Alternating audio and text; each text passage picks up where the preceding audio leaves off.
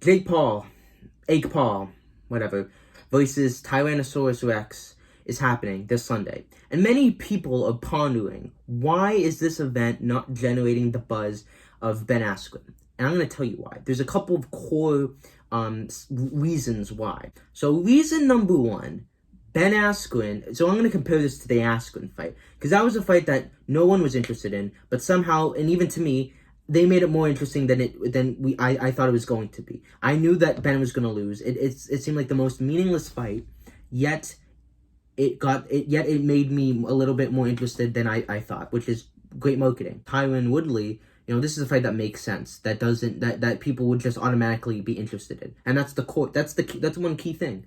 People are automatically more engaged, more invested in this fight because it makes more sense. Whereas they really had to figure out, like Triller, the marketing company, everyone from Ben to Jake had to figure out how do we make this fight interesting and get people invested, because we know that this isn't a very interesting fight. They actually had to work at it, whereas this, it's already there, so they don't have to work at it. But reason number two, Triller is a brilliant marketing company, in my opinion, when it comes to boxing events, compared to Showtime.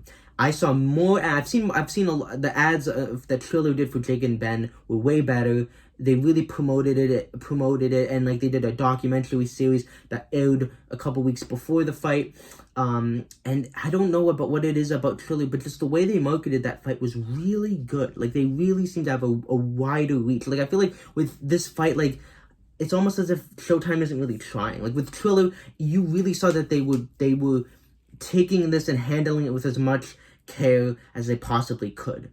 Like they were promoting, like there was bars and restaurants that had Jake Paul versus Ben Askren signs and whatnot. It seemed like they really would, on every other day, you just were hearing about the Askren fight. Triller was releasing another video, another thing. Like they really knew the pulse of the marketing campaign. You also had, I don't know how much, I don't think this played a huge part, but you did have celebrities like Pete Davidson, the D'Amelios. You had celebrities that were announcers and ringles and all this stuff. So you had more pop culture names and whatnot on it. And it was it really felt like Triller was making this a social media event. And that's, I think, what these boxing events should be, is really taking and centering on social media. Because I've even seen this with Logan and Floyd, it's not really centered on social media. And it's more marketed to the mainstream and to the real people. And that just doesn't work for these events. These are circuses, and they should be treated as such. I think Showtime is a bad marketing company when it comes to boxing, especially with the social media stars. Floyd Mayweather versus Logan Paul was an example of, there was no face-to-face. The first press conference was filmed on some shoddy YouTube stream. It was on Logan Paul's Instagram Live. Like, this event should have had a team, questions, fans there. Like, it seemed like Showtime didn't really care. KSI and Logan Paul, like, even with DAZN, they released documentaries or footage, or Matchroom Boxing would release a video every day or every week leading up to that. Whereas Showtime, one documentary series on Logan and Floyd, and then Firmino would do a little something, and it was like a week before the fight. And then they'd have that other docu-series that was the fight week, and then that was the epilogue. So Showtime just has a different way of doing things, but ultimately I don't think that works for these social media stars. And I think it's like you want to be constantly reminding people the fight's happening. You don't want to lay off the momentum. Now with the Jake Paul versus Tyron Woodley fight, you have Jake Paul and they started the smoking campaign before Floyd and Logan even fought together. So I think they started it too early. And once again, it was not live streamed professionally. It was done on some Instagram Live, YouTube streams with those terrible quality. So that was people's first introductions. So people don't care, or they just go away from it because of how bad the quality was, or just because they're like, what is this? When you are introducing a fight, the first time two people meet up fighters, it needs to be high quality. Commentators, fans, people, like that is the way to invest people. Live streaming on somebody's channel, high quality.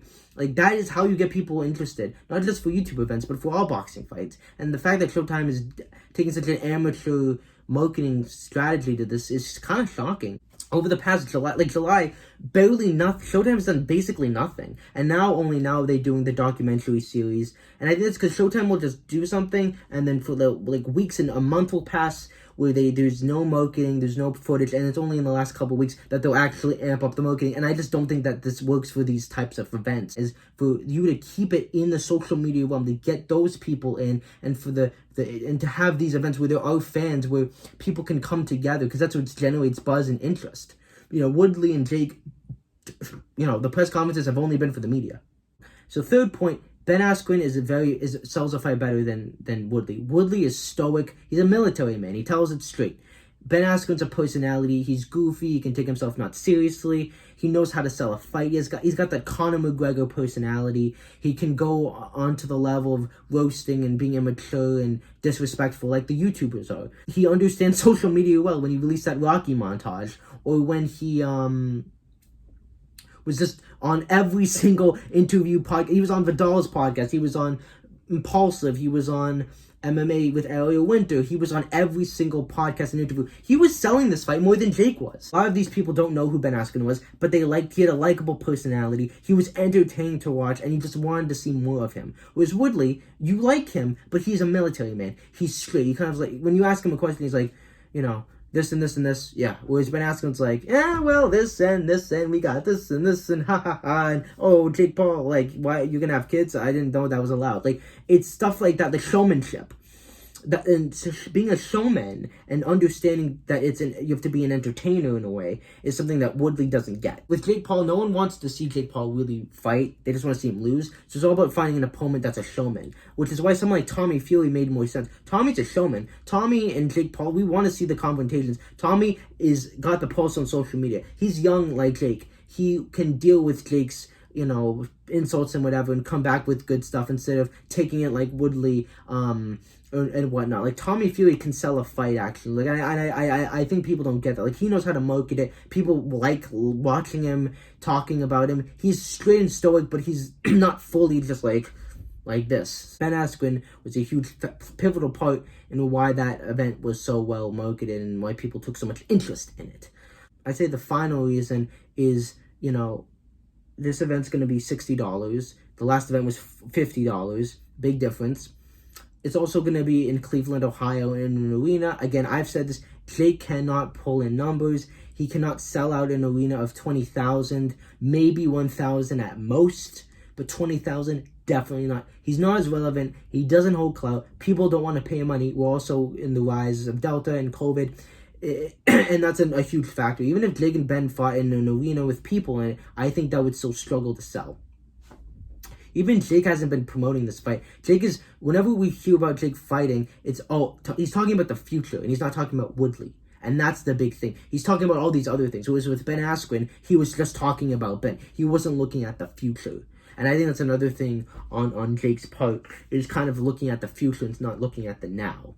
And there was no viral moment. Jake has always done a viral moment in almost all of his fights. The knockout with Nate, Gib, I guess, the fight in general. Ben Askren, when Ben pushed his face in and then Jake slapped his belly or whatnot. Hijinks moments, viral moments that trend on Twitter when Jake Paul got your hat. That's not happened here. And Jake Paul, I think the huge reason why his fights are marketed so well is because he creates these viral moments, drama, troublemaking. That's what really sells his fights. Disrespectful. And he's toned that down a lot more. And then it's because he's getting more professional. And I think that's a big reason why this fight maybe hasn't fought. Maybe Fight Week will change that. My last point is that when you continue to fight again and again and again, just like music videos, if you release, you're not going to get 50 million views on every music video. So people are now used to Jake boxing. So not every event's going to be huge. Make sure to like, sub, and comment. Hopefully this rant made sense. These are just my thoughts and opinions on why this event isn't selling well and why I don't think it's generating the buzz that Jake versus Askren did. See you in the next video. Peace.